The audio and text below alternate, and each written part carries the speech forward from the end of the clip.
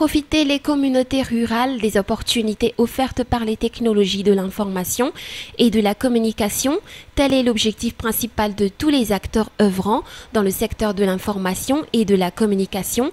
En cette journée, cet objectif a été fixé tout en tenant compte du taux que représente le monde rural à Madagascar.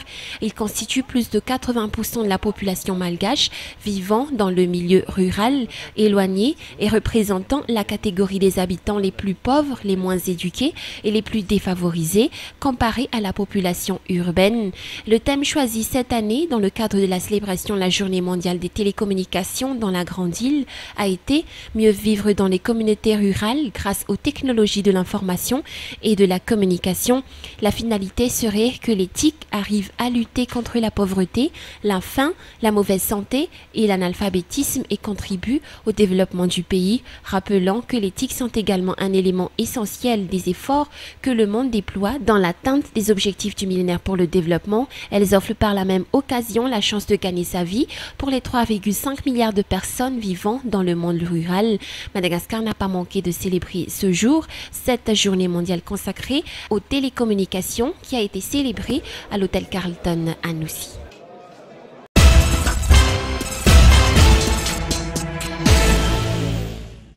Les responsables auprès de la commune urbaine d'Antananarivo ont procédé à la démolition d'une quinzaine de constructions Sisama à Masna Sud à ce jour. Ils n'ont pas pu terminer jusqu'au bout la démolition de ces quinzaines d'habitations par mesure de sécurité car les habitants de ce quartier ont déjà commencé à hurler et à crier. Selon les explications émises par les responsables juridiques auprès de la commune urbaine d'Antananarivo, ces constructions sont pour la plupart illicites, ne respectant pas les normes de construction requises, construites en bois. Elles ne respectent pas non plus les dispositions prévues par le code de l'urbanisme et en dernier lieu, elles n'ont pas de permis de construire quand les responsables auprès de la commune urbaine d'Antananarivo ont demandé à voir cette autorisation. Les deux premiers avertissements ont déjà été envoyés aux propriétaires des constructions, suivis d'une lettre de mise en demeure dont certaines personnes ont refusé de recevoir. Un PV de carence a alors été établi. La moitié de ces constructions a été démolie ce jour, l'autre moitié pour sa part attendra les prochaines instructions émanant des hauts responsables auprès de la commune urbaine d'Antananarivo. Dans tous les cas, en réitéré les responsables que nous avons interviewés, plusieurs plaintes ont été reçues par la commune urbaine d'Antananarivo au sujet de l'insalubrité des lieux et du danger imminent existant sur les lieux où se trouvent ces constructions.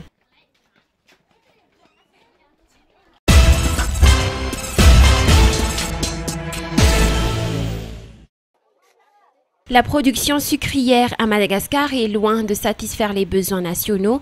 Madagascar ne produit que 70 000 tonnes de sucre, alors que la demande intérieure tourne autour de 160 000 tonnes chaque année.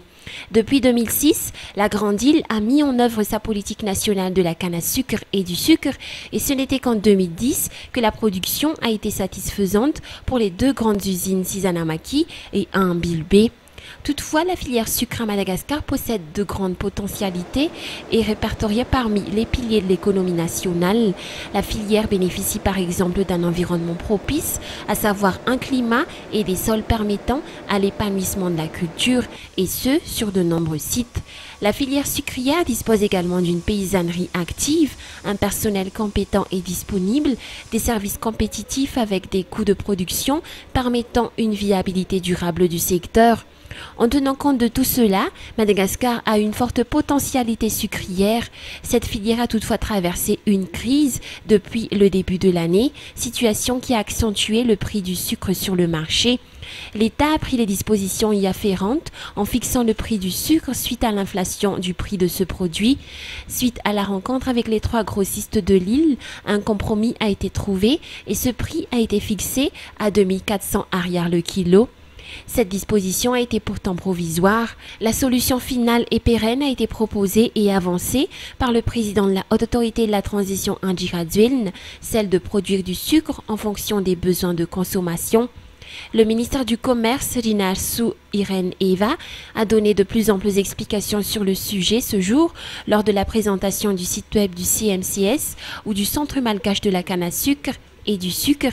Si le secteur respecte les normes d'organisation établies, la filière sucrière offrira jusqu'à 5% dans la contribution du PIB.